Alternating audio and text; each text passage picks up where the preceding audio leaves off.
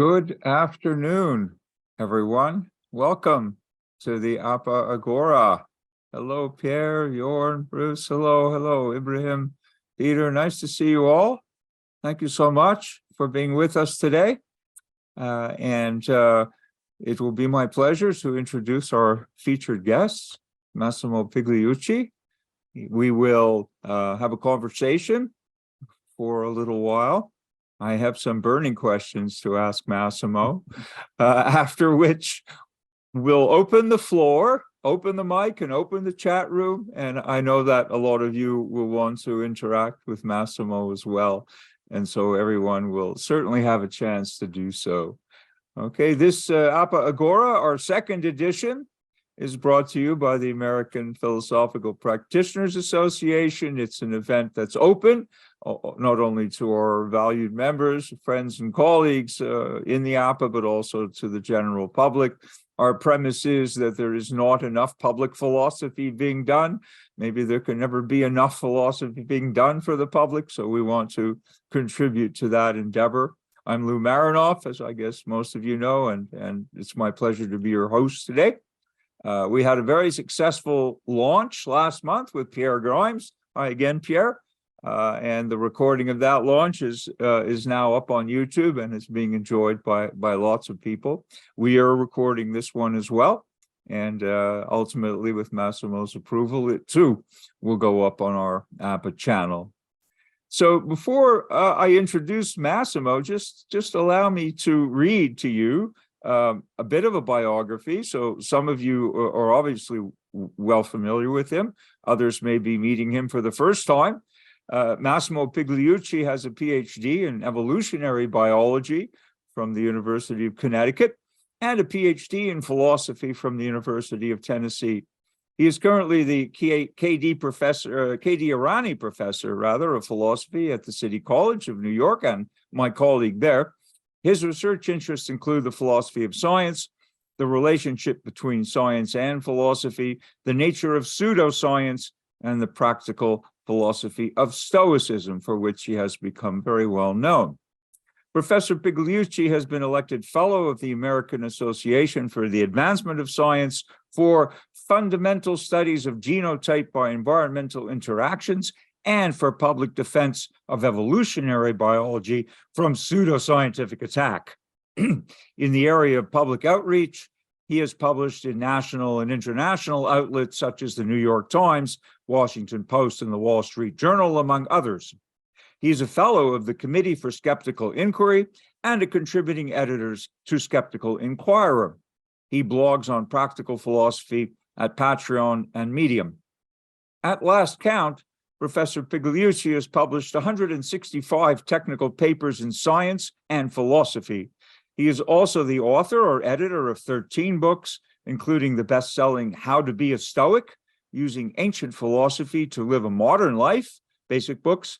Other titles include Nonsense on Stilts, How to Tell Science from Bunk, University of Chicago Press, and How to Live a Good Life, a guide to choosing your personal philosophy, co-edited with Skye, Cleary, and Daniel Kaufman, Penguin Random House. So without further ado, welcome, Massimo. Please say hi and thanks so much for joining us today. Thank you for having me. This is going to be fun. I think it's going to be lots of fun, Massimo. And just a personal note, I mean, of course, Massimo is not only my colleague at City College, but also our paths have crossed and recrossed for pretty much 30 years now. Yep. So we've known each other for quite some time, mostly in the realm of practical philosophy. Massimo, you were still in Tennessee when we first met. Is that not the case back in the 90s? Yeah, that's correct. I was an evolutionary biologist at the University of Tennessee in Knoxville. Yep. And you were, at that time, you had founded something called the Rationalists of East Tennessee. Is that correct? Yeah, I was a member, not a founding member, but a member of the Rationalists of East Tennessee, which is still active, by the way. Still, some of those people are still there that were present at our conversation at the time. So there was more than one of you then. I mean, I'm just kidding. But of course, you were an evolutionary biologist in a state that became infamous for the Scopes trial, right? The monkey, so-called monkey trials. That's right. I used to bring my students, undergraduate and graduate students, for a field trip to Dayton, Tennessee, where the Scopes trial took place in 1925. It's only about less than an hour from Knoxville. So every summer we go there, and it's kind of interesting actually because they use the original courthouse to reenact parts of the actual trial, and so you're there and you basically are present at parts of the Scopes trial, and you are encouraged to participate as part of the public as if you were back in 1925. Really? That's fascinating. Now, he was defended by Clarence Darrow, was he not? Yep, that's right. And on the other side was multiple times U.S. presidential candidate. Now his name escapes me, actually. But yeah, it was a big deal. This was national news. It was a huge deal, and the trial was covered, among other, by Havelock Ellis, who wrote a very famous and rather scathing indictment of the proceedings, right? Because they were the judge was bought and paid for. The jury had already decided the issue. It was really what we would call a show trial, was it not? It was, but part of the interesting part about the Scopes trial is actually little known that this was set up on purpose by the ACLU. The ACLU had just started; had just been funded a few years earlier, and they figured that a trial about the teaching of evolution would be a good way to get the attention of the American public at a national level. So they actually convinced Scopes to stand there for trial, because he could have simply settled out of court. And so the whole thing was kind of interesting. But that's one of the reasons it was such a high profile trial in the end, because there were big guns there. Interesting. And he was a Scottish immigrant with a taste for truth, and he had no qualms about teaching Darwin in the heart of what was in the Bible Belt. Yeah. Are there still recalcitrants? I mean, we have intelligent design and other theories coming out of there, or supported by that region. Oh yeah, when I was there and I was teaching courses in ecology and evolutionary biology, I actually had some of my own students that were taking courses with me, alerting their colleagues not to believe what I was telling them, because otherwise they will go to hell. And this was the 1990s. So in the 1990s, yes. Yep. And I knew another philosopher very well, who shall go unnamed, teaching at a university in the Bible Belt, which shall go unnamed, and he was teaching philosophy of science and evolutionary theory. One day he was taken aside by one of the deacons of the local church and given a caution, that maybe this was going to be upsetting the local apple cart. So there you go. We'll touch on this later, Massimo, because I want to talk a bit about your Nonsense on Stilts book, which is, a wonderful book, distinguishing between science and bunk. And I think we need more of that today, do we not? Yes, in fact, there's been more nonsense and more bunk in the last 20 years than arguably for a long time. And it's more consequential because, it used to be that a lot of the nonsense and the pseudoscience that was bandied around in the United States had to do with things that, after all done, really hurt a lot of people, like UFOs and astrology, that sort of stuff. So fine, if you read your horoscope in the morning, it's your business. If you believe that there are aliens visiting Earth, but there is no consequence to it, that's your business. But when you get into the kind of pseudoscience that has to do with vaccine denialism or climate change denialism, then that's a different issue, because that affects all of us at a direct personal level. So yeah, it's gotten worse. Indeed it has, and I mean, one could add, for the sake of argument, that there are people who basically may be objecting to some of the ways in which climate change policies are being pursued, not necessarily denying climate change, but the politicization of climate change, which is something else. And of course, we've all been living through the politicizations every which way of the virus, of the COVID epidemic. So it's been, maybe we need a sequel, Massimo, to, Nonsense on Stilts 2. It may be high time for you to pen that. I know you're very busy, but have you thought about penning a sequel? Actually, Nonsense on Stilts have gone through 2 editions. The second edition is significantly updated. But yeah, I wouldn't be surprised if one of these days it's it might be necessary to write more nonsense on stills or something like that. Yes, Nonsense on Stilts continued. I have the proof copy here. I reviewed this for the London Times. I think it's a great book, which is why I'm asking you about, you're welcome. It is a great book. And so I do think, as you say, we have more bunk now going around with consequences than just harmless kinds of bunk. So I really agree with you about that. And I think you've done a great job to try and disabuse people of some of the nonsense that they want to believe. Of course, it's like this in every generation, isn't it?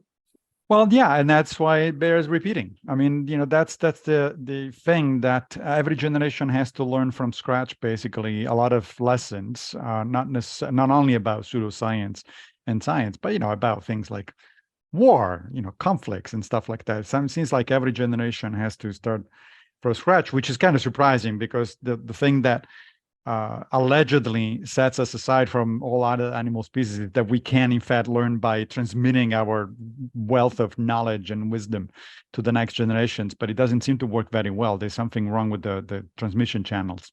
Yes, that's right. Or the theory, or both. I mean, you're already touching on a very deep point that I wanted to raise with you. So we'll come back to a little bit later. All right. But let's first catch up, and let's get the audience caught up. So you did a PhD in biology, and we're working in that field. What drew you to wanting to do a second? Not many people want to do 2 PhDs.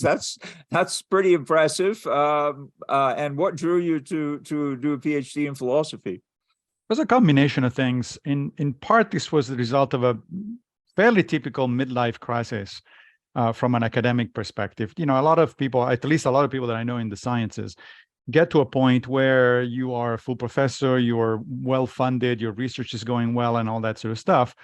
But then you ask yourself, okay, but do I want to really do the same kind of thing for another 20 or 30 years? And in the sciences, it's difficult to retool yourself. In philosophy, if you're interested in something new, you're going to take a sabbatical, read a few books and a few articles, and then all of a sudden you come back and you're a different kind of person. In the sciences, you need to learn the techniques. You need to somehow convince people to spend hundreds of thousands of dollars to retool your lab. It's not quite that easy. So when it came to my turn to have that kind of midlife crisis, I was looking around. And initially, I was just doing what my colleagues were doing, that is, looking at nearby fields for a possible redirection of my career. But then the University of Tennessee hired a brilliant philosopher of science, young philosopher of science, Jonathan Kaplan, who had just, in the philosophy department, who had just finished his dissertation at Stanford with John Dupre about nature-nurture issues from a philosophical perspective. Now, it just happened that what I was working on as a biologist was, in fact, nature-nurture issues, but from an empirical perspective. In fact, Jonathan had actually read some of my papers and cited them in his dissertation. So when he came to campus, he looked me up, and I said, let's go up, have a coffee or something. We hit it off very well. We became fast friends. He started coming to my lab meetings and interacting with my graduate students. We started collaborating on papers together for a number of years. We alternated publishing in philosophy of science journals or biology journals. And then one day we were having lunch, and I thought, Jonathan, it would be interesting if I actually went back to a PhD program in philosophy and you'd be my advisor. And I still remember Jonathan looked at me and said, how many glasses of wine did you have today? And my response was none, because I usually don't drink for lunch.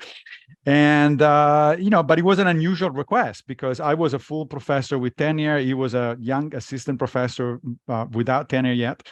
But he kind of warmed up to the idea. We went to the dean, we got authorization to do this bizarre thing. And so for 3 years, I kept running the lab during the day, crossing campus, taking evening classes in philosophy, and working on my dissertation during the evening and weekends. In other words, I had no life for about 3 years or so, but it worked out. Only 3 years. That's quite remarkable, I think. Well, if you've done it the first time, you kind of jump into it already knowing what to expect and how to proceed. Well, I can't debate that with you. I only did one PhD, although I had to write two dissertations to get it. So, but both experiences were very different. So hats off to you, Massimo, for doing that. Or maybe it was forecasting your horoscope. I mean, who knows? It's possible. Yes. I didn't check, so I don't know. Right, right. Well, maybe we should have a look, and then we can challenge you on that too. But seriously, what was your primary interest? Was it Stoicism to begin with, or did you do your PhD in some other area? Now, my primary interest was in philosophy of science, which, as you know, because you are the one who hired me at City College, that has been my major interest in terms of professional philosophy. However, I mentioned a midlife crisis. Well, it wasn't just an academic midlife crisis. A couple of other things happened in my personal life. For instance, my father died, and I was hit by an unexpected divorce, and I moved across country and got a new job. Now, any psychologist would tell you that one of those things is stressful enough. If 3 or 4 happen in the span of 3 months, that all of a sudden you say, whoa, what's going on here? And what kind of resources do I have? Now, when that happened to me, I found that I really didn't have a lot of resources because, see, I grew up Catholic in Rome, Italy, but I left the church when I was a teenager, pretty much after reading Bertrand Russell. And then ever since, I considered myself a psychohumanist. But when the crisis hit, I discovered that psychohumanism, as much as it's an interesting set of ideas about, universal rights and using reason and all that sort of stuff, it really did not have a lot of resources in terms of personal things. Yes, that's great. Human rights is great, but what am I doing when my father dies or is about to die or something like that? And so, because I was studying at the same time philosophy at a graduate level, I thought, hey, if the answer is going to come anywhere, then it's got to be philosophy. And so I actually took some time to explore a number of practical philosophical traditions. I actually started with Buddhism. And then I moved pretty quickly, it zoomed into Greco-Roman virtue ethics. So I went to Aristotle, of course, the obvious stop, and then Epicurus. Epicurus is very popular among psychohumanists for a number of reasons. His treatment of religion, his treatment of death, his atomism, of course, and so on. And none of those, however, I mean, they were all very interesting, but none of those actually clicked. None of those I started reading and then said, oh yeah, this is what I want to do.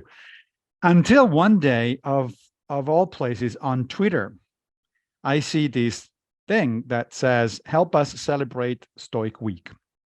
And I thought, what the hell is Stoic Week? And why would anybody want to celebrate the Stoics? Because I thought at the time that the Stoics, just like a lot of people, that the Stoics are about stiff upper lip and suppression of emotion. In other words, sort of a Mr. Spock from Star Trek. And I thought, who wants to live a life like that?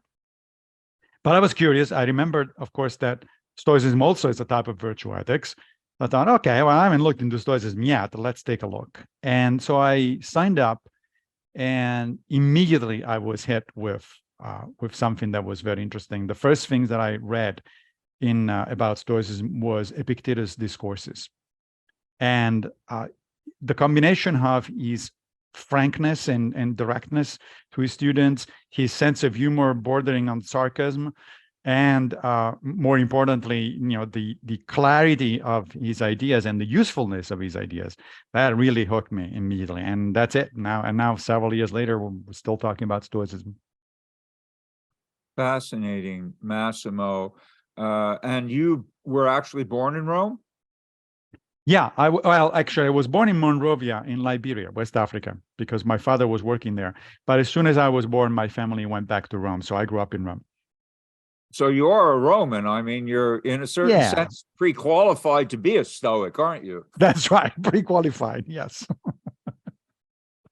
But interesting that it was Bertrand Russell who first weaned you away from organized religion, or from belief, from theism altogether. You must be aware that he was on our faculty at one time temporarily at City Absolutely. College. Yes, that was a big deal, right? The fact that he was accused by the mother of one of our students, who apparently, however, if I understand correctly, if I remember the story correctly, that student didn't actually take classes with Russell. But that mother accused Russell of being incompetent at teaching moral philosophy because he had just published a book on divorce and marriage and divorce. And a New York judge agreed, and City College was forced to let Russell go. And the interesting story is when I looked into his biography of that period, is that interestingly at that point, World War II had started and he was stranded in the United States. He couldn't go back. And so he had to actually go from one place to another, doing what we call adjunct job works today. He ended up at Harvard at some point, which I guess it's a pretty good place to do adjunct work, or at least it was at the time. And he wrote his famous History of Western Philosophy in part to support himself during that period. Yes, that whole story is really fascinating. It's a kind of a a digression from our conversation, but for the benefit of those in the audience, yeah, he was hired by City College because, as you say, he was stranded here. He had come over on a lecture tour, a year-long lecture tour of the States around 1939. But by the time the tour ended and his means of support ended with it, the danger from the U-boats was so great that he dared not sail back to Britain. So City College grabbed him. They were smart enough to hire him, and he was thrilled. And by the way, they hired him to teach explicitly logic and philosophy of science, at which, of course, he was a sine qua non. But then there was another monkey trial. It was because of the book you alluded to, Marriage and Morals being the title of the book. And there's one small passage where he actually favors open marriage. Now, in 1940, if you favored open marriage, that made you some kind of a heretic, according to the mores of the day. So they basically whipped up a huge conspiracy. The New York Times, the Tammany Hall politicians, Mayor LaGuardia's office, the bishops, they all basically ganged up on him. And as you said, they've got this girl to testify that she couldn't bear to be in a classroom with a man who espoused such degenerate morals. And the great irony is that there were no female students at City College at the time. So she never could have been in his class. And of course, the judge, who was bought and paid for, as I guess too many of them are, at least in our country, well, he just ignored that trivial fact. And they ended up tearing up his contract, and it stung him. You've been in New York how many years now, Massimo? Have you been in New York? Since 2006. Okay, so and I've been in New York since 1994. New York's a tough place. I mean, New York can be a rough place, even for a professor, or especially for a professor. So Russell was really stung by this and made a comment about it in the preface to a later book, that he felt he was fit, except at City College to be a philosophy instructor. And he went on to win a Nobel Prize for literature and so forth. And a great influence on you and me both. Okay. So I share that with you. Another influence on you, before we get to the Stoic stuff, back to the Stoic stuff, another influence on you is David Hume. He's one of your favorite philosophers too, yes? Yes, Hume was a big influence of me, especially in the more formative years when I was still a scientist, actually, because Hume is one of the most obviously empirically oriented of the philosophers, exponent of the Scottish Enlightenment. He's thinking about proportioning your knowledge, your opinions and your beliefs to the evidence strikes me as very modern. In fact, recently it has been that passage has been reinterpreted in modern terms in terms of Bayesian approach, the epistemological approach. So this notion that belief in whatever theory or hypothesis or notion is not either all or nothing. It's a matter of proportions, and proportions to what? Well, to the empirical evidence that is available. One of the things that struck me as interesting in Hume at the time was his famous fork. So this idea that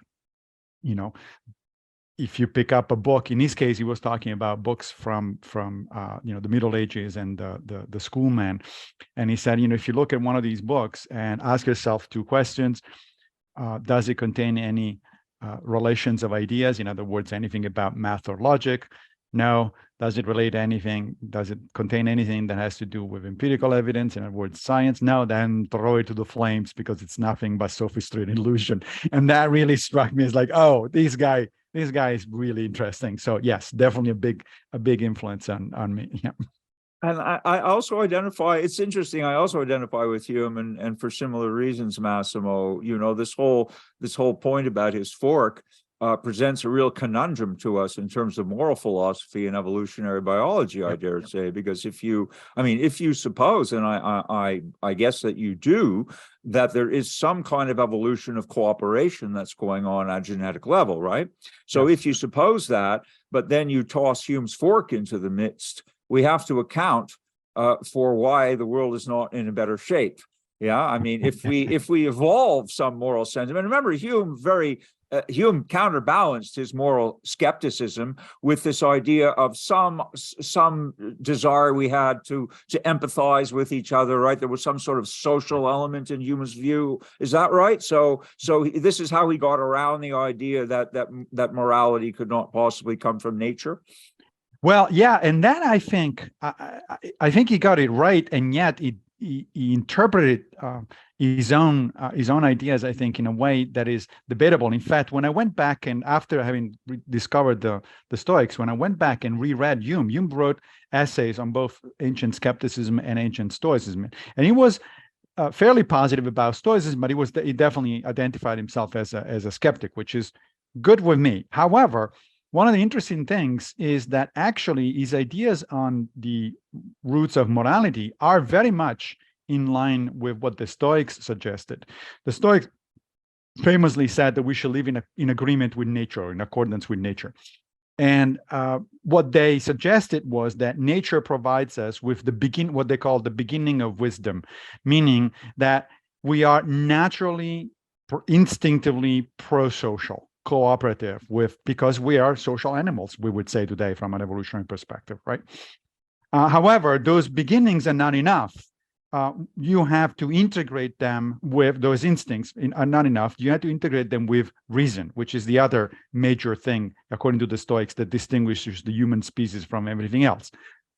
Highly social and highly capable of sophisticated reason. So for the Stoics, actually, what Hume is saying is right, but they drew the exact, a very different conclusion from Hume himself. Their notion was, yeah, we are living, we are creatures of social interactions. And what happens is that it's society, actually, according to the Stoics, that kind of gets in the way of our natural ability to cooperate with people. It is the societal mores and the societal idiosyncrasies of any particular place and time that get in the way of our natural tendency to cooperate with each other and to be pro-social. And I think they have a point. I just finished reading a really interesting book called Different by Franz de Waal, who is a primatologist, is a well-known primatologist. And the main topic of the book allegedly is gender differences, both in humans and other primates, in closely related primates. But in fact, it's much broader than that. Franz talks about a bunch of different things, comparing constantly human beings, bonobo chimpanzees, standard chimpanzees, macaques, gorillas, the whole shebang. And one of the things that de Waal points out is that for most of human history, we did live in small bands of 80, 100, 120 individuals who were, for one thing, relatives, mostly. They were each other's uncles and nieces and so on and so forth. And we do have a very strong natural ability to cooperate within those small groups. The problem started when, after the invention of agriculture about 10 or 12,000 years ago, we started settling down and building these large places that we call cities, where all of a sudden you have thousands and then tens of thousands, and then in ancient Rome during the empire period, 2 million people. Well, now those people are not relatives anymore. They don't know each other. And the natural instinct for cooperating that we have gets, trumped by all these other things, such as, oh, I need to make money. I need to be famous. I need to do all sorts of other things that don't really make a lot of sense. They have not made a lot of sense for most of human history. So I think the Stoics, even though they obviously didn't know anything about evolution, they were onto something when they suggested that it is the social mores of modern complex society that actually get in the way of what otherwise would be fairly strongly cooperative instincts typical of the human species. Well, that's a great overview, Massimo. Just let me add something to it as well. If we're not careful, of course, what you're saying will segue us straight into Rousseau. A hop, skip, and a jump to condemning civilization. We were an endangered species for most of our existence on this planet. If you look at the timeline, we were living and subsisting in these small hunting gathering bands called dialectical tribes by some, because everybody knew each other on a first name basis. Now you may live in a high rise in New York where you get into an elevator with your neighbors and none of you know each other on a first name basis.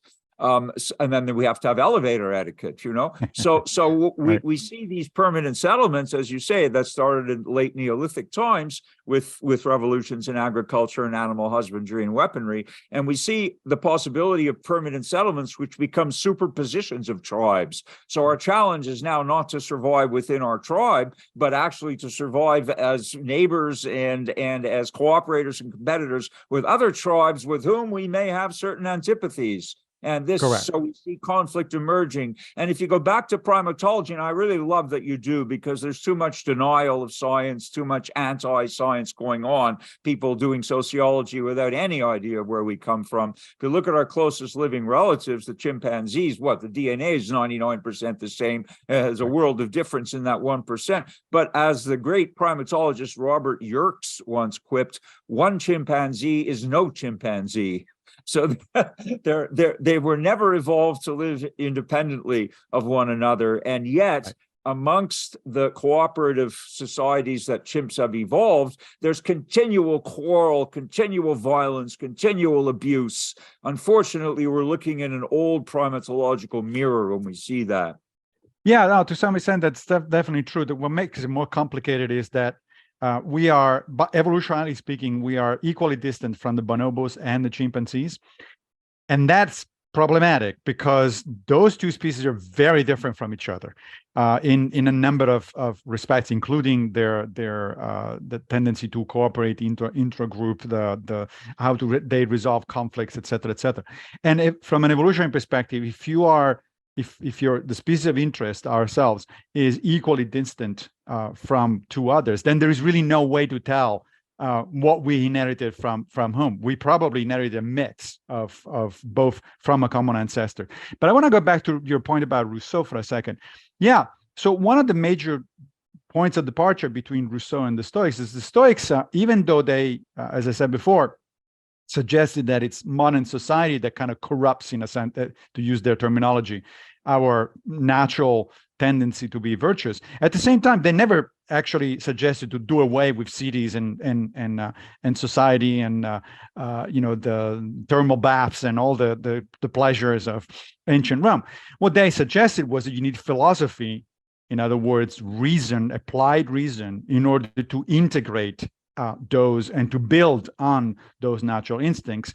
And so in order to build a society that it's actually cosmopolitan. I mean, after all, they and the Cynics, which were their close cousins, philosophically speaking, in ancient Greece, they were the first ones to use the term cosmopolitan, literally citizen of the world.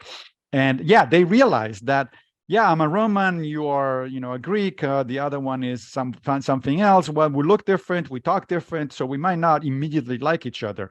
But if we stop and remind ourselves that we are, in fact, all members of a cosmopolis, of a large universal human family, and there is no reason to treat other people differently from the way you treat your own family and friends, then we're making progress. So yeah, they were definitely not Rousseauian in that sense. They were definitely not going back to nature. Well, thank you for the distinction. I'm also really glad that you mentioned the bonobos. They're not that necessarily well known. They do resemble chimps. Of course, they're genetically a different species, and they have very different behaviors. Freud would have loved them because of their polymorphous perversity, as he would have termed it. But the interesting thing is, Massimo, if you think, I'm sure you've thought about this. I'm a recovering hippie, back in the day, and there may be some others in the room. And back in the heyday of free love in the mid to late 60s, we were very much more like bonobos than chimpanzees. Yes. I mean, Yes. Woodstock was a festival of bonobos, not a gathering of chimpanzees. Yeah. That's exactly right. And there's something to be said in favor of that kind of approach. Yes, except that they're all endangered. Unfortunately, Woodstock only lasted a few days, and unfortunately, the bonobos and the chimpanzees alike are endangered species, thanks to back to us, right? Thanks back to us. our That's right. endless development. Okay, I want to shift gears now. So now you're in New York, and you're doing all these things with practical philosophy and Stoicism, but you've always been technologically at the leading edge. Unlike some philosophers, you've always been up to speed with technology. You were doing a podcast before they were even called that, Rationally Speaking. Tell us a bit about that history. Yeah, that's right. I mean, I've always been interested in, I've always been what people call a first adopter or an early adopter of new technology. That's probably the scientist in me that sort of like, oh, there's a new toy to play with, so let's play. And I actually, even before podcasts, I started a blog back in 2000 when the word blog actually did not exist yet. In fact, that's not what I called it. But and later on, I started this podcast, Rationally Speaking. That went on for hundreds of episodes. And the basic idea was that with my co-host, Julia Gilliff, we would, most of the times it was a conversation with somebody else. So most of the time we would invite somebody who had written a book or done something interesting, and we would just chat as if we were in the living room together. Sometimes we actually were. We were recording in New York and in the Village. And sometimes, in fact, Neil deGrasse Tyson, for instance, came a couple of times, and we had dinner after the podcast as a result, because it was really in the same place. But then with technology, it was obviously possible to do these kind of things literally across the world. So we had guests from Europe, from Australia, etc. And one of the interesting things about it is that the podcast was very much a mix of science and philosophy. We would have both scientists and philosophers on the podcast, but even within a single episode, the conversation would always sort of run between the two. If we were having a scientist, sooner or later, I would drive the conversation toward philosophical points. And if we were having a philosopher, sooner or later, I would start asking questions about, but empirically speaking, how does that hold up? That kind of thing. So it was a lot of fun. It went on for a number of years. All the episodes are still available for people who are interested. It was really an interesting and formative experience. That's great. And maybe you could put the link in the chat room or something for others to be able to follow up. I had a wonderful time with you. You had me as a guest too one time, yes, and we had definitely. exactly that kind of intimate fireside chat with your co-host. And then you took me out for a really nice Italian dinner in the Village, I recall. Exactly. So I think you were ahead of the curve then, and you're still ahead of the curve now, Massimo. Just a couple of more questions, if you don't mind, and then we're going to open the floor. We have a lot of talented philosophers and practitioners in the room, and they're probably anxious to interact with you. So we're going to let that happen in a moment. But moderator's privilege. I have a couple of more things I'd like to run by you. First of all, touching back on Stoicism, you have amongst your favorite philosophers Epicurus. Epictetus, whom Yes. I love as well. I mean, I think the Enchiridion is absolutely brilliant and unsurpassed. And also Seneca, who's left a huge legacy, very, very important as well. And I've been to Cordova, by the way, where he was born, and yes, they have a wonderful. You've probably seen a wonderful statue. Yes, statue that's of right. him, yeah. Okay, they're very proud of him, and justly so. Why is Marcus Aurelius not on your list of favorite philosophers? Because he's had also a lot of traction in the contemporary world, all these CEOs reading the Meditations as though it were a Bible and so forth. So tell us why Marcus Aurelius isn't on your list of favorite philosophers. That's a good question. Well, I mean, I do like Marcus Aurelius. I read and reread the Meditations on a more or less regular basis.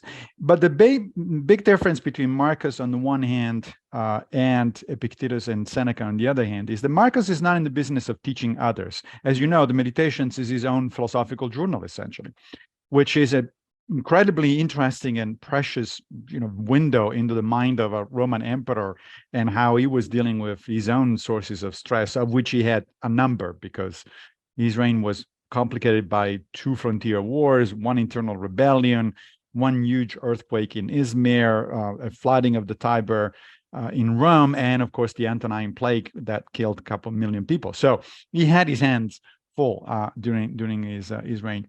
So it's a very interesting thing to read, and it's actually a model for one of the standard Stoic techniques. One of the standard Stoic exercises is, in fact, to keep a philosophical journal, essentially, where you reflect in more or less the way in which Marcus did on your own experiences and what you're learning or the mistakes you make, et cetera, et cetera. So it's a very interesting model. However, Marcus is not. His aim is not to teach other people. The book was not meant for publication. He was not a teacher. He was, a military and political person. On the other hand, by contrast, Epictetus was definitely a teacher. I mean, he opened a school when he was after he was exiled by Domitian, because he himself and a number of other Stoics had this nasty habit of speaking truth to power, as we would say today. So several Roman emperors just got sick and tired of them and either killed them or sent them into exile. Now, Epictetus was lucky to be sent into exile by Domitian, and he went to Nicopolis in northwestern Greece, and there he reestablished his school. And he was definitely a teacher. I mean, what we have he didn't write anything, unfortunately, but one of his best students, Arian of Nicomedia, wrote the 2 books that we think of as by Epictetus. One is the manual or the handbook, the Enchiridion, the tiny little thing, 53 short paragraphs that kind of summarize his philosophy. And then the big one, which is the Discourses, of which we know that half of them only survive. Unfortunately, there were 8 books of the Discourses, 4 survive. Now, if you read the Discourses, however, it's interesting because it's not about. So Epictetus presumably was lecturing during the day, just like we do at City College. He was, getting up there and talk about the standard Stoic topics. So not just ethics, but also physics, meaning natural science, broadly speaking. He was certainly teaching logic and in all its applications. But then in the evening, he would, after dinner, presumably, he would just get together with students, and it would be kind of free-flowing conversation. And how do we know this? Because the Discourses is all like that. What Arian did is did not transcribe Epictetus's lectures. He transcribed Epictetus's interactions with his students. And so you get this really interesting feeling for how he was talking to his students and what kind of questions his students were asking and how he was handling them. Seneca was not a teacher per se. He was a statesman. He was a senator. He was the advisor, of course, to the Emperor Nero. That didn't work out very well in the end. But he definitely was a teacher in the broad sense of the word. I mean, he did write books that were clearly for a general public, consumption. So, one of my favorite is the era on anger. That is a great sort of treatment of the entire psychology and practical psychology of anger. I actually once did a check on the APA website, the American Psychological Association. They have a section on anger management, and it almost verbatim reads like Seneca. It's like the same kind of advice that Seneca gives in the era is you find it today.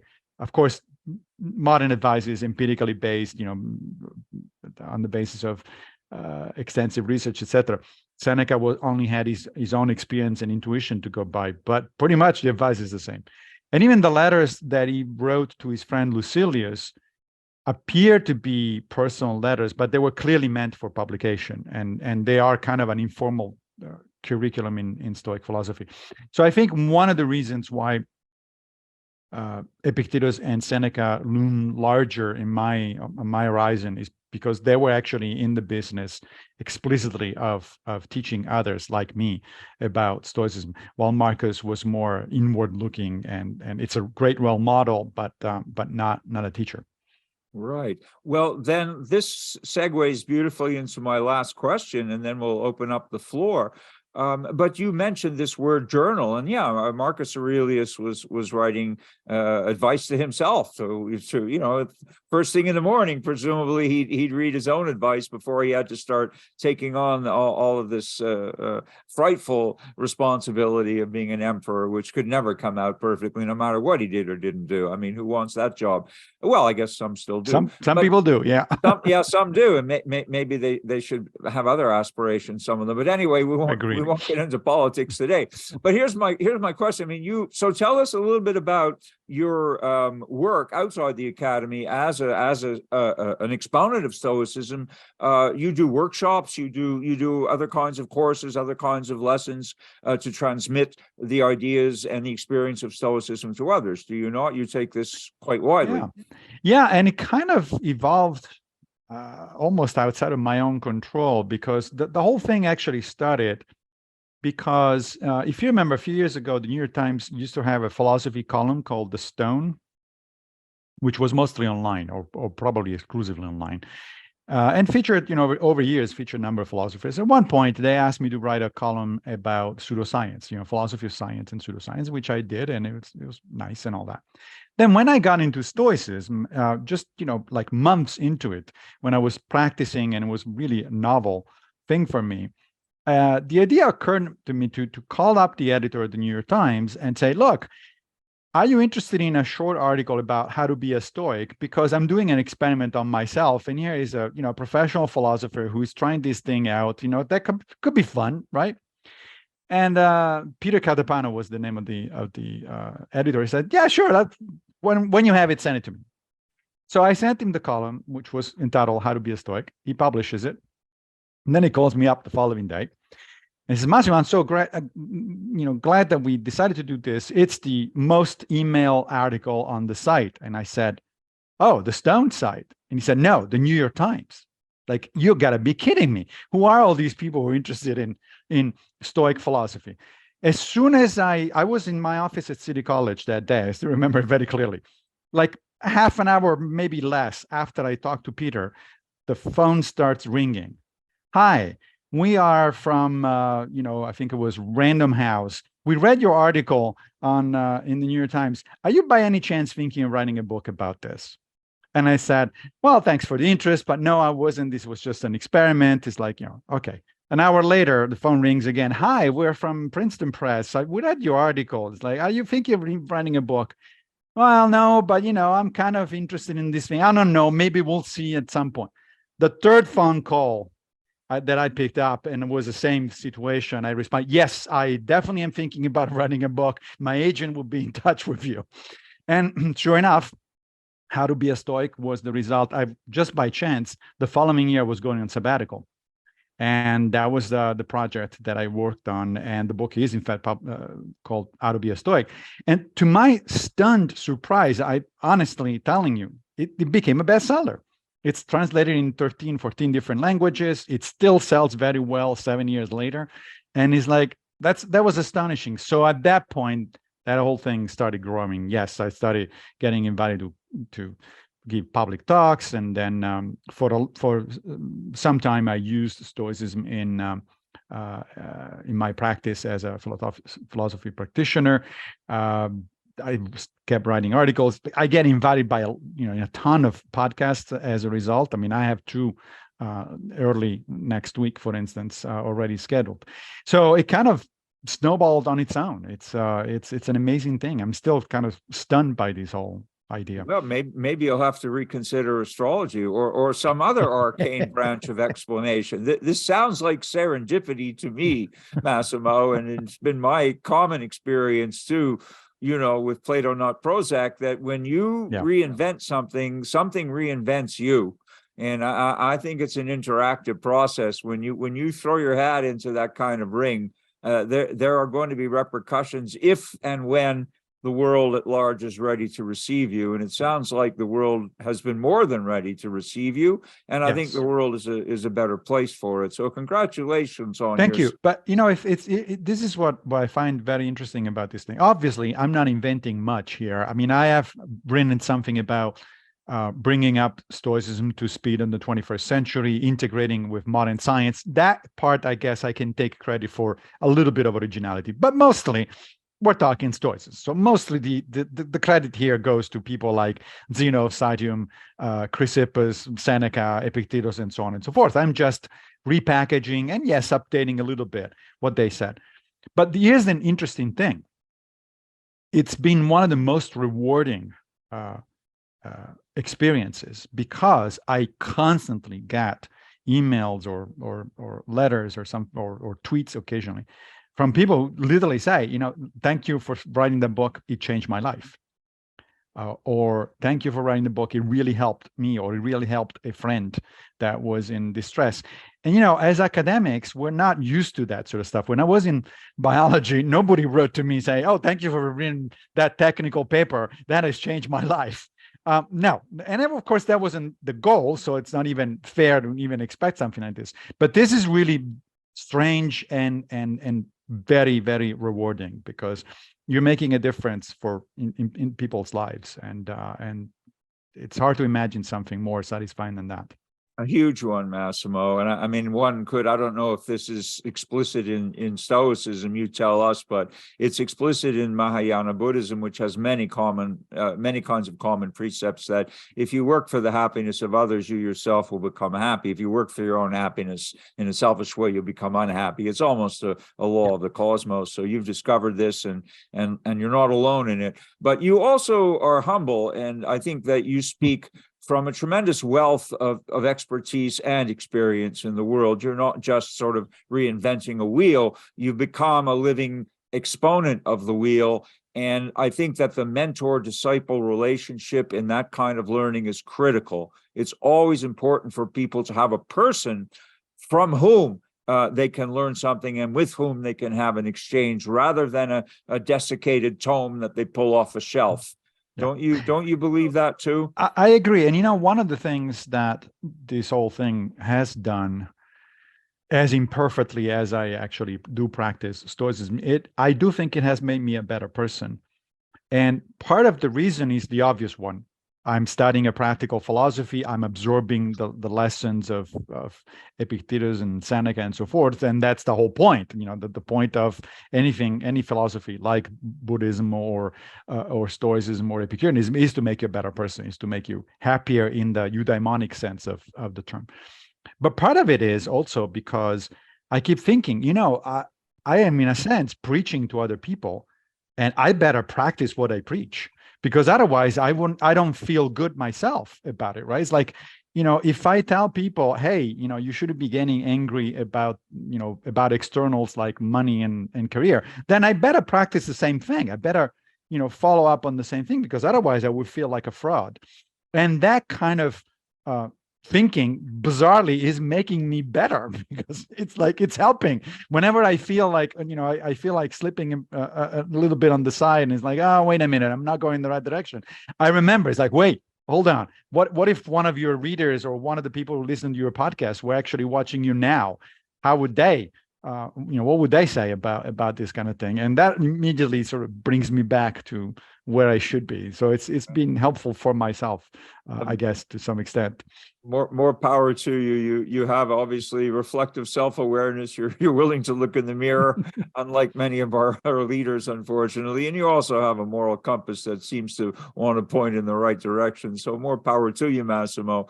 And thank you for sharing all of this stuff with us. It's been really interesting. We don't get a chance to speak very much, even though we're colleagues in the same department, where our teaching schedules are near perfect mismatches. And so I'm really happy to catch up with you. And now it's high time that we invited our other guests in the room to chime in, and so please raise your hands and we'll acknowledge you, and then you can have a go at Massimo. Peter, you're up. Go right ahead. Please unmute yourself.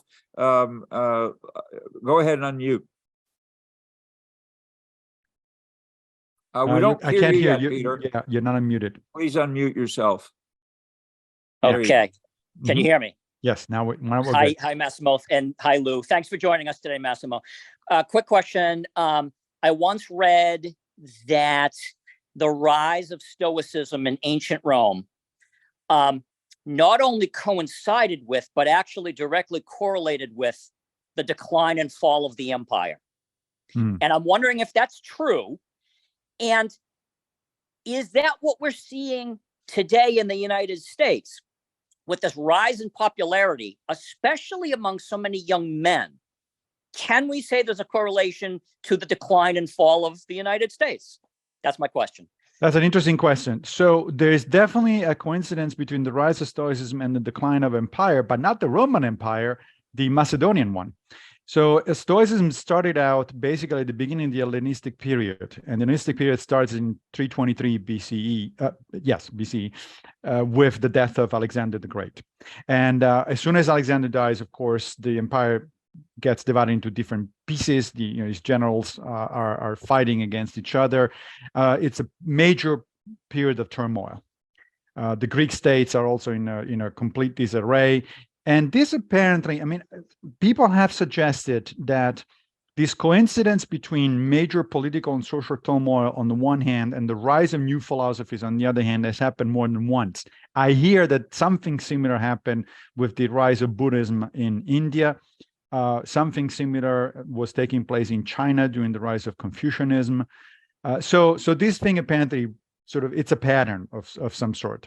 Now, the Hellenistic Stoicism wasn't the only one, obviously. The two big ones were Stoicism and Epicureanism, both coming up at about the same time, soon after the death of Alexander the Great.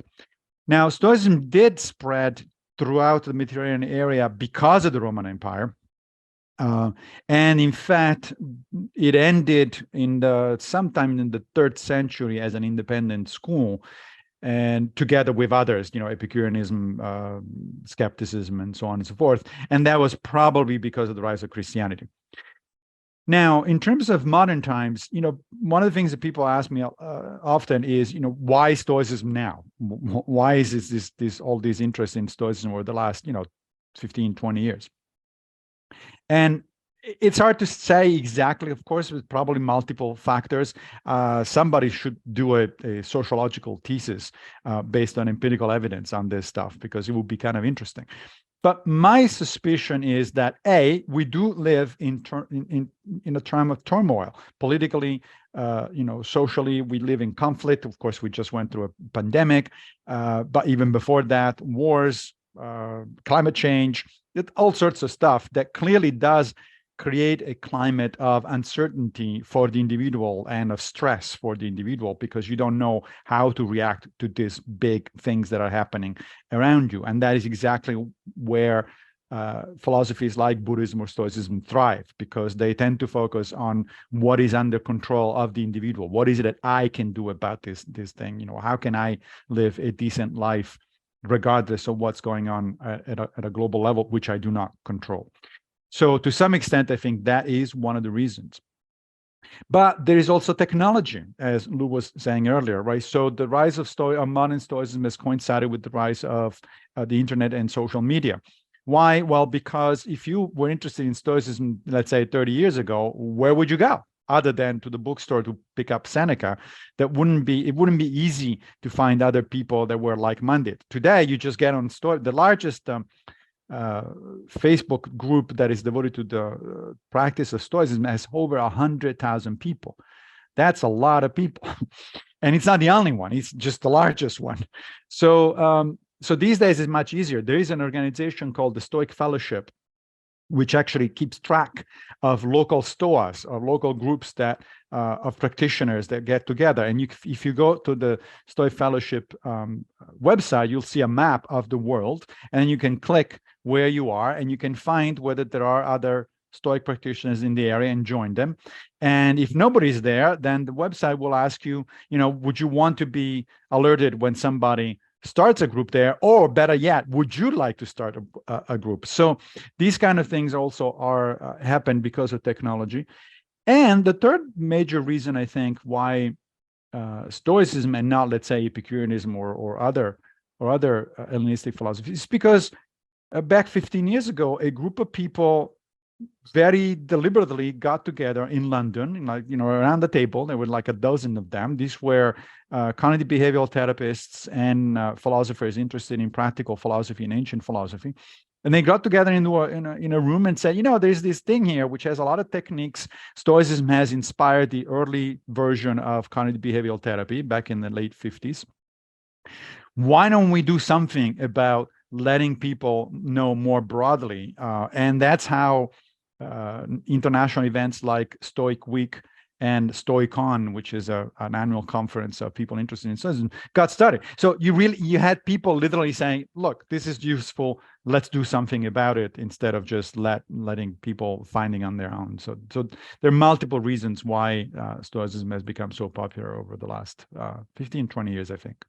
Wonderful, Massimo. We have two more hands. Well, we have a hand and a comment. So let's go to the hand first, and then a comment, or questions rather, by George in the chat room. So I would like to call on Professor Ibrahim Özdemir, a Turkish philosophical counselor, a visiting professor at Clark University from Turkey, who is also an APPA certified philosophical counselor and a pioneer of philosophical counseling in his homeland. So Professor Özdemir, please unmute, and the floor is yours.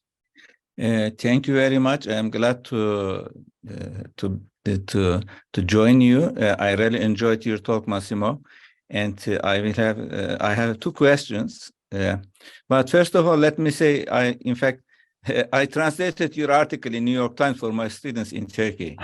Nice, yeah. Thank you. And also some of your interviews about science, because still in Turkey we have a very strong positivist, defenders of science. They say they substitute science with the religion, and I appreciate, just we have to understand science as a science. But my scientific question is that what is the impact of Paul Feyerabend, if any, on your perception of science? Because when I was doing my PhD, he's changed my perception of science. This is why I wrote a dissertation on ethical roots of environmental philosophy. My second question is about your colleague, your debate, or your Chakrapani. Yes. Chakrapani, yeah. And he also, I also translated some of his interviews, and I will publish them with yours. But he also brought Stoicism to the public. Yeah. And he also, like you, just surprised with what he has done. So what was your difference? What was your critique of Mr. Chuk? Thank you. Yeah, so let me start with the second one. The difference between Chuck and I is that he advocates what he calls a minimalist type of Stoicism. Yeah. And in order to understand, and my position is, no, that's not enough.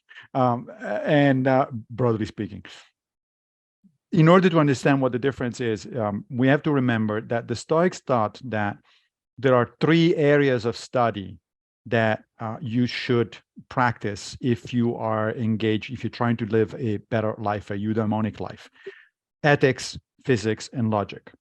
All three of those words had much broader meaning at the time than they do today, right? So ethics was not like we understand it largely today, the study of just right and wrong.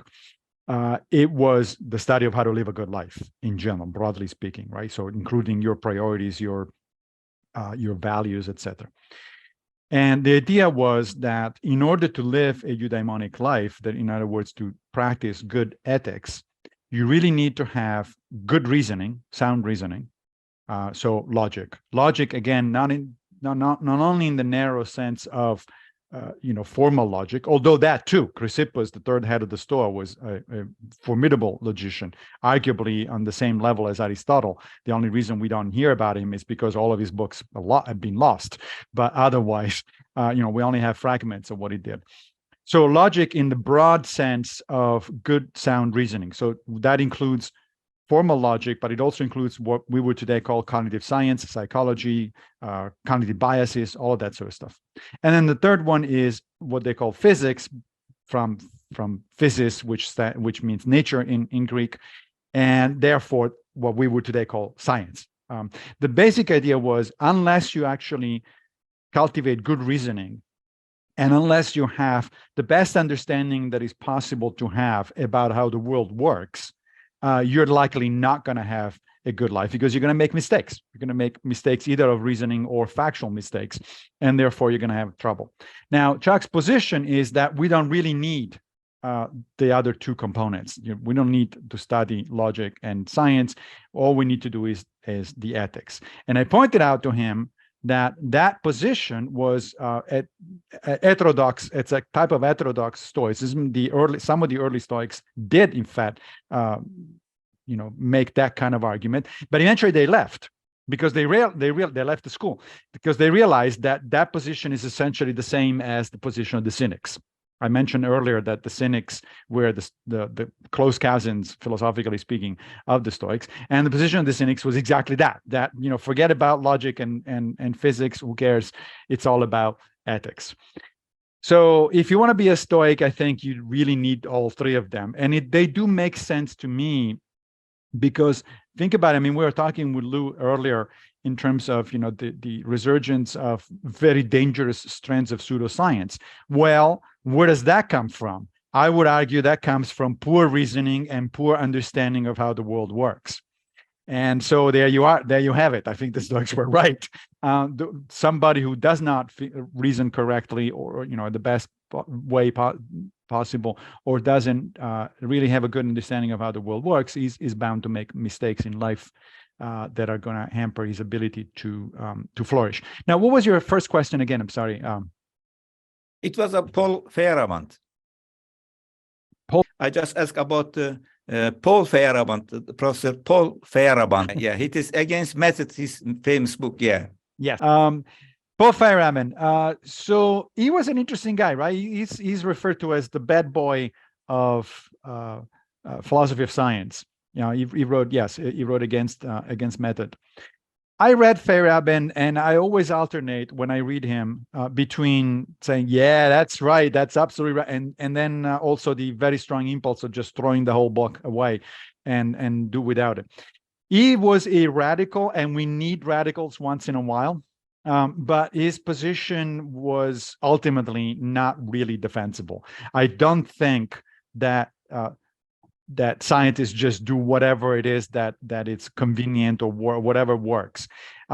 Whatever works is understood in certain very specific ways. There are certain things that, methodologically speaking, scientists don't do. For instance, invoking the supernatural, among other things, because they're just not part of the scientific way of doing things, the scientific worldview. So Feyerabend was, remember, reacting toward a certain kind of perhaps too rigid philosophy of science of the time, Karl Popper mostly. Yeah. Right? And now Popper himself, of course, did have a role to play. He was a very important role in the history of philosophy of science at the time. But nobody today should be a falsificationist in the sort of straightforward way in which Popper suggested it we should be. And Popper was certainly in the business of telling scientists what to do and what not to do. And famously, both Feyerabend and Thomas Kuhn said, maybe we should actually look at what scientists actually do before getting on our armchair and starting, putting out directives on how they could do it better.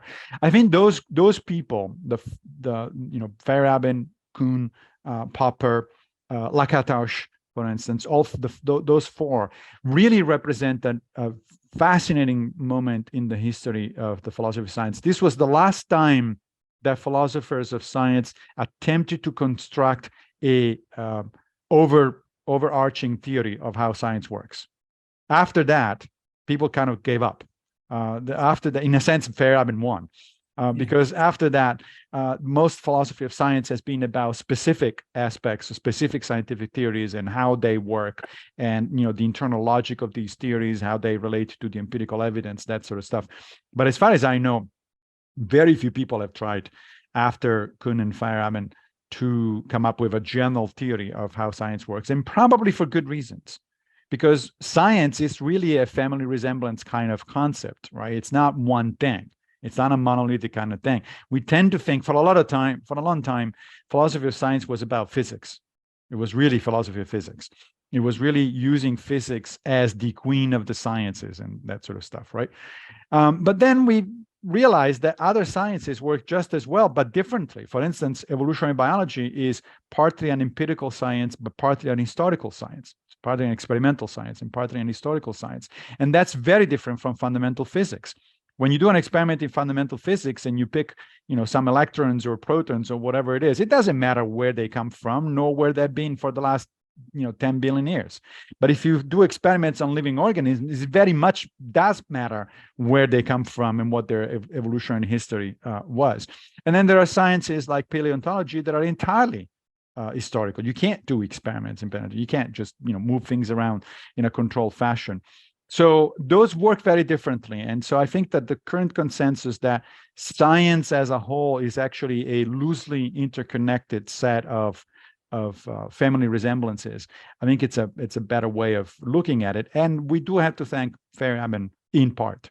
Massimo is right. I met Popper I was there just at the tail end of his life, and he gave a talk at the Royal Society on evolution and so forth. But this was, as Massimo says, a time, particularly in England, I think, and to an extent in the US, when the hypothetico-deductive method was under critical analysis by philosophers. People were challenging this notion that science could be so universally explained in one sole avenue, one sole model. So it was very useful, I think. And Popper's LSD, as we call it, Logic of Scientific Discovery, not the chemical, but the book, LSD, is really, I think, a very important chapter, as Massimo says, in the history of the philosophy of science. Okay, Abraham? So thank you very much for that. But Massimo also made a great job when he was criticizing E.O. Wilson's consilience theory, consilience and the theory of everything.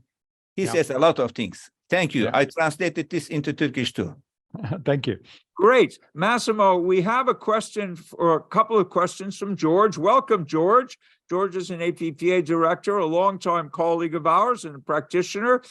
George puts in the chat room, you seem like a very joyful person, Massimo. Is there joy in Stoicism? Are you naturally joyful, or did you somehow discover joy within a practice? That's a great question. I don't know that I'm a naturally joyful person. I think it depends on the context and depends on the moment of life in which I find myself. As far as Stoicism, however, is concerned, that's one of the interesting things is Seneca, in one of his letters to Lucilius, explicitly says, if there is one thing you need to learn about our philosophy, is that it's a philosophy of love and joy. And so, which might surprise a lot of people. It's like, you don't normally think of Stoics as in the business of love and joy. But what Seneca is talking about is that love and joy that comes from the kind of emotional response that is in agreement with nature, as he would put it, or in agreement with reason.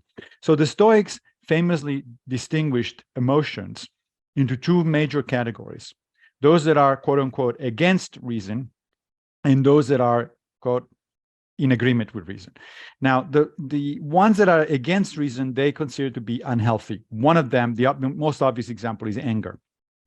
Why is that? Well, because if you act on the basis of anger, even if it is in fact justified anger, according to the Stoics, you're more likely than not to actually regret it, because you're not thinking straight, in a sense. Anger is that kind of emotion that overrides reason, at least temporarily.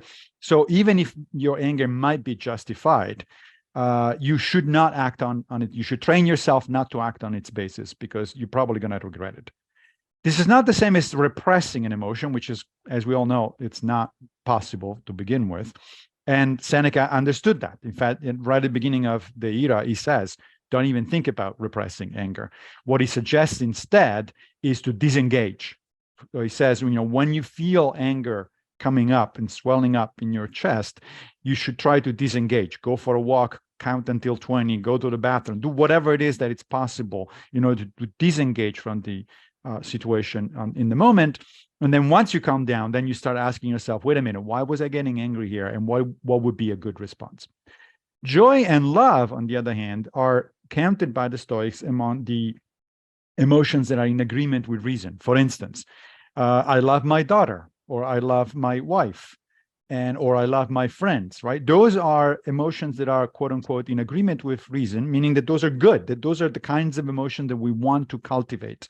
And therefore, in a sense, you can look at part of the goal of Stoic training as rebalancing our normal emotional spectrum and trying to talk ourselves out of the unhealthy stuff. And on the other hand, actively, mindfully cultivating the healthy stuff. So it's kind of, and we do that in both cases by literally talking to our emotions. There's this wonderful passage in Epictetus where he says, you should look at an impression. Impression was the term used by the Stoics for your immediate first assessment of a situation or person or whatever. You should look at your impression and you should ask the impression, are you really what you look like? Because if you're not, then I need to reassess. I need to re-examine the situation. In a sense, what Epictetus was trying to do was to say that we need to put some cognitive distance between ourselves and our immediate reaction to things, and give ourselves some time to think through and see whether we really want to go in that direction. In a sense, it's kind of the opposite of the Nike commercial, right? Instead of, don't just do it. It's like, don't just do it. Stop, think about it, and then maybe you realize that you don't want to do it. That sort of stuff. So that's the relationship between Stoicism and joy, I think. So in a sense, yes, you are cultivating joy of that particular type if you're practicing Stoicism. A little bit of follow-up, Lou. Go ahead, George. You have one Yeah, more question? Go ahead. I can understand you're in agreement with family, you're in agreement with a good dinner. But if you look out in the world, and there's a lot of shit happening, what would be a Stoic attitude towards, a larger perspective on the cosmos and the social realm, so that one has a surplus of joy, and it's not just these negative emotions challenging me? Yeah, another good question. So the general Stoic attitude is, as I mentioned before, one of cosmopolitanism. So you're supposed to cultivate a positive attitude toward the rest of humanity and toward the world at large. Another one of the Stoic sort of precepts was, or basic notions, was that we are interconnected with the rest of the cosmos. Yes. Right, bits and pieces of the logos, as they called it, and that we should therefore cultivate the sense of transcendence. One of the exercises, standard Stoic exercises that you actually find described in detail in Marcus Aurelius, is as often as possible to get up in the morning before sunrise, go out and just stay there and meditate, wait for the sun to come up. Don't look at the sun straight ahead, because that's not healthy. And meditate on the fact that this has been something that has been going on for millions of billions of years, that it is what makes life on Earth possible, that you are connected at a deep level. As Carl Sagan once put it, we are literally stardust, right? So the chemicals that make up the complex chemicals that make up our bodies were forged inside of a supernova billions of years ago. So that kind of connection is helpful for a Stoic to try to transcend the irritations of the moment or the disappointments of the moment, etc. However, I have to say, to me, one of the most useful Stoic precepts comes in very clearly in Epictetus, although it is actually found in a number of other cultures. So this is not just a Stoic idea. And this is what Epictetus referred to as the fundamental rule of life, which tells you that he thought was important. And the fundamental rule of life is, remember that some things are up to you and other things are not up to you, and that a good life consists in focusing on the things that are up to you, because that's where your agency is effective, and developing an attitude of acceptance and equanimity toward the things that are not up to you, because after all, you can't do anything about it anyway. One modern version of that precept is the famous Serenity Prayer, right? That asks God to give you the wisdom to tell the difference between what you can change and what you cannot, the courage to change what you can, and the serenity to accept what you cannot. Thank you. Massimo, we have two more. Thank you for Sure. that. We have a question from Francisco, and then Rick has his hand up. So Francisco, welcome. Francisco is our colleague from Mexico, Puebla de Los Angeles, a philosophical practitioner of long standing. And Francisco puts in the chat room, thank you, Massimo. Do you think it is possible to disentangle Stoicism theses from Epicureans or Cynic ones in such an extent that enables us to use Stoic philosophical insights in philosophical practice without using other Hellenistic views? That is a great question. The short answer is yes, I do think it's possible. However, let's also keep in mind that many of the Hellenistic philosophies did have overlap and influence each other. Right? Stoicism, for instance, is itself a great example. Stoicism got started around 300 BCE by a fellow called, named Zeno of Citium, different Zeno from the one of the paradoxes. Right, a little later. He was a Phoenician merchant who had lost everything in a shipwreck, and he comes to Athens. And of course, when you lose everything in life, what do? Normally, you go into a bookstore, which is what Zeno did. Once he was in the bookstore, he heard the bookshop keeper reading out loud Xenophon's Memorabilia, which is about the life of Socrates.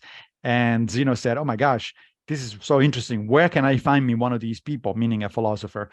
And the bookseller said, "Well, look, there is one walking out right outside," because that was Athens at the time. The philosopher in question was Crates of Thebes, who was a cynic. And so Zeno starts, first of all, studying cynicism. However, over the next 10 or 15 years, Zeno actually studied with a lot of people, including at the Platonic Academy, and including with Stilpo, who was an exponent of the Megarian school. And sure enough, when Zeno finally starts teaching what later becomes known as Stoicism, what does he do? He takes from the Cynics the idea that virtue is the highest good. From Plato, the notion, a lot of the metaphysics, the notion that the universe is a living organism endowed with the logo, that's in the Timaeus. And from the Megarians, the importance of logic. So Stoicism itself started out as an eclectic mishmash of things. Apparently it was too much of a mishmash, so that the third head of the Stoa, Chrysippus, who was a logician, came in and said, "No, this is a mess. Let's clean up the house a little bit." And the Stoicism that we know today is mostly Chrysippus' version of Stoicism. So it's always important to keep in mind the overlap and the influences between the different philosophies, for sure. But Stoicism in particular is so well thought out and internally coherent, and the result of several centuries of philosophizing, that I think you can definitely incorporate Stoicism by itself into a philosophical practice, and not be too concerned with the overlaps with Epicureanism or Aristotelianism or something like that. Now, that said, one of the two projects I'm on sabbatical again, as it turns out, and one of the two projects that I'm following, that I'm trying to accomplish this year, is in fact a book on the Hellenistic philosophies as a whole, highlighting not just the differences, but also the similarities, and what you can actually get from each one of them that is of value from a practical perspective. Well, that's great, Massimo. And in the process, you're becoming quite the historian of the ancient world. So you're adding that component as well, to your impressive storehouse of knowledge. We have a hand up from our colleague, Rick Rapetti, also a CUNY colleague and an APPA director. And also Pia put my question mark in the chat room. So we'll come back to Pia and ask her what that question is. But Rick, please unmute and go for it. Thank you. Hi, Massimo. Good to see you. Good to see you, Rick. What you and Lou may be the only ones here who know, but I'm not sure. But I'm very fortunate and happy that you and Lou both contributed chapters about meditation to my recent book, the Rutledge Handbook on the Philosophy of Meditation. So you mentioned the meditation technique that was done in the morning, I'd just love for you to speak a little bit about, also this thing, why is Stoicism so widespread now? mindfulness is also this Buddhist version of mindfulness is so widespread. They're both like blossoming right now. They might be for the same reason, but could you speak a little bit about this prosoch, mindfulness, Stoicism, Buddhism? I know you have a lot to say about that. Yeah, let's try to be brief, but that's a great question. So the Stoics do have a word, prosoche, that is often translated as mindfulness. Although my understanding is that it's not quite what other people these days actually mean by mindfulness. The word is found mostly in Marcus Aurelius and Epictetus, although Seneca does use a similar word, but of course Seneca is writing in Latin and the other two are writing in Greek, so it's easier to find the word in Marcus and Epictetus. Now, the standard straightforward translation of prosoche is attention, as in paying attention. And so Seneca, for instance, says, nothing ever got improved by not paying attention to it. If you're the pilot of a ship and you start not paying attention, you can be sure that you're going to get into a disaster. Things are not going to go well. And Epictetus makes that a fairly important component of his philosophy. He basically says that the most important type of meditation that you can do is to pay a constant attention to the ethical balance of everything you do, from small actions to important action. We tend to think of ethics as the big things. Is abortion right or wrong? That kind of stuff. But in fact, most of us, most of the times, are not involved in that kind of ethical questions. For Epictetus, the kind of ethical question that we face daily is how should I treat my fellow human beings? How should I treat my friends, my students, my colleagues, my partner, my sons or daughters, et cetera, et cetera? Those are recurrent constantly every day of our lives, and those are ethical questions. And so what Epictetus says is you need to pay attention. Pay attention to what? You need to pay attention to what people are actually saying. One of the things that Epictetus suggests, which I find it very difficult to practice, but I'm trying, is to just shut up, to just don't talk so much, because after all, you want to listen to what other people say. And this actually it's a Stoic thing more generally. Zeno, the founder of Stoicism, is allegedly used to say that we have 2 ears and 1 mouth because we're supposed to be listening twice as long as we're supposed to talking, right? And I take that as a pretty good rule of thumb, even though biologically it doesn't make any sense, but that's okay. It's a good way of thinking in terms of, if we really are members of a cosmopolis, of a universal family of people, then we need to pay attention to those people. And the way to pay attention to those people, to know what they actually want or need and what we can do for them in order to be helpful, is to actually listen to them. Right? So paying attention and listening is a standard advice that you get from Epictetus. And it sounds trivial, but it's really difficult. It's not easy. It comes natural for us to talk over other people, especially if you're men and you're sort of raised as a matter of habit to just talk, because that's the thing that you want to impress other people. Instead of impressing other people, let other people impress you, meaning let other people tell you what it is that they need and how you can possibly help them. But the general topic of meditations in Stoicism is huge, because there's really a large number of meditations. One of my favorite, and perhaps we probably should close soon, Lou, that's up to you. But one of my favorite types of meditations also, again, comes from Marcus Aurelius. And sometimes it's referred to as the premeditatio malorum, which is Latin for thinking about bad stuff happening. And the way Marcus does it is he says to himself, remember, when you get up in the morning and you go out, you are likely to encounter people who are nasty and, backstabbing and annoying and all that sort of stuff. That's just in the nature of things. So don't complain about it, because this is just the world works like that. So there's no point in complaining about how the world is. You know it, you are prepared ahead of time, and you can react appropriately. And the appropriate reaction is to try to be as gentle as possible and as understanding as possible. But then he concludes that paragraph and says, your first duty is to teach others. Your second duty, if teaching fails, is to endure others. It's just like Massimo, if you were less eloquent, we would have wrapped this up already. But I want to give Pia the Sure. last chance to address you. And at the end of that very beautiful passage that you just referenced from Marcus, he also espouses the view that we are brought into the world to work together. So, correct.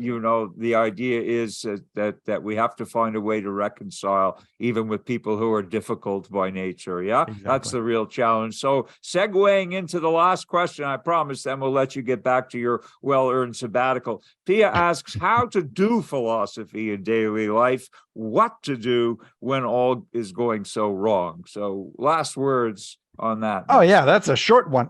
Yep. Well, what you do, at least from a Stoic perspective, but I think that applies to practical philosophy in general. You try to act following what Lou earlier called a moral compass of some sort. So the Stoics, for instance, specifically use the famous 4 cardinal virtues, which come from Plato, incidentally, in the Republic. So practical wisdom, justice, courage, and temperance. And let me give you just a very simple example of how do you actually do this on a practical basis. Let's say that even though I'm on sabbatical, let's say that Monday morning I come back to my office at City College, and I walk into the department office and I see our boss, the department chair, just harassing somebody, one of our colleagues. He would never do that because he's a really nice guy. But follow me for a moment in this sort of thought experiment. So I walked into the scene. What do I do? Well, the Stoic training kicks in, and I consult the 4 cardinal virtues. So if I intervene and try to diffuse the situation, is this in accordance with practical wisdom? Yes, because that's the knowledge for the Stoics. That's knowledge of what is good and what is bad, and intervening in order to help other people is good. So the first answer is yes. Does it take courage? Yes, because this is my boss. So there could be consequences later on. Is it a just thing to do? Yes, justice for the Stoics is treating other people as you would want to be treated. And I certainly would want somebody to intervene if I were being the one being harassed. So that's 3 yes already. Now, what about temperance? Well, temperance tells me how to intervene. I could, for instance, just mumble something under my breath and then walk out. My conscience is clear. I did say something, but in fact, nobody's actually heard it. Temperance tells me that's not enough. At the opposite extreme, I could jump in and start punching my boss on the nose and, just use violence. And temperance tells me, no, that's not that kind of situation. There's no need for violence under these conditions. So what you need to do, the temperate thing to do, is to say something clearly, firmly, and as gently as you can manage given the situation, right? So that's a very simple example of how you use the 4 cardinal virtues as a moral compass. And part of the Stoic training, of course, in a real life situation, you don't have usually the time to say, okay, wait a minute, virtue 1 says this.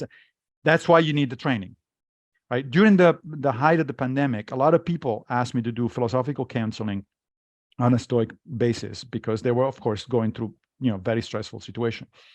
And most people benefited from it. At least that's what they said.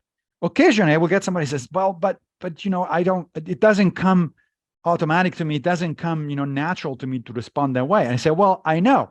That's because you started the training in the middle of the fight. This is like somebody who asked me to give him some tips to get into a boxing ring with a world champion. Like, well, if you've never done boxing before, you're probably going to get pummeled. I can give you some tips, but it's, you're barely going to do enough. On the other hand, if you start your training now, right at the end of the Enchiridion of the Handbook, Epictetus says, what are you waiting for? The Olympic Games have already started and you're already behind. So if you realize that this is the right thing to do, if you realize that you want a better life and you want to practice, then what the hell are you waiting for? It's the time is now. You need to start now. So that's how it actually works in practice. There's a lot more that could be said, but that will have to do for now. Thank you, Massimo. This has been really great, and I knew it was going to be great, but it's even better than that. So I hope we can all join in a round of virtual applause for you. And thank you so much for being so generous with your time and your expertise. It's really wonderful to have you on the Agora. Before we close, I want to thank everyone for coming and participating. This will be post-produced and recorded. It's been recorded. We'll have it up on the YouTube channel, and you'll all be informed about that in due course. Our next Don't you Agora. want to take a picture? You usually Do I like want to take a picture? Do I want to take a picture? I can't find everybody at once. Oh, Rick. So, well, okay. there it is. There you are. Yes. So can everyone smile? I've got at least some of you. Thank you, Rick, for that wonderful suggestion. Let me. I know you usually do, so I usually do, but I'm so hoping. forgetful. It's about lack of attentiveness. I was letting Massimo pay all the attention today. Okay, everybody smile, please, and we'll have a picture. Great. Next month's Agora is on the 22nd of April. Mark your calendars. You'll get the email announcement. We will welcome Lydia Amir, our great colleague and world-renowned philosophical practitioner who does many things too. And Lydia will be our featured guest next month. Okay, Massimo, thank you so much. Looking forward to your next book. Thank Be you. well and safe, everybody. And above all, be stoic. Okay, take care. Good night, everybody. Thanks for having me. Good night, everyone. Thank you. Thank you. Thank you. Thank you so much for coming.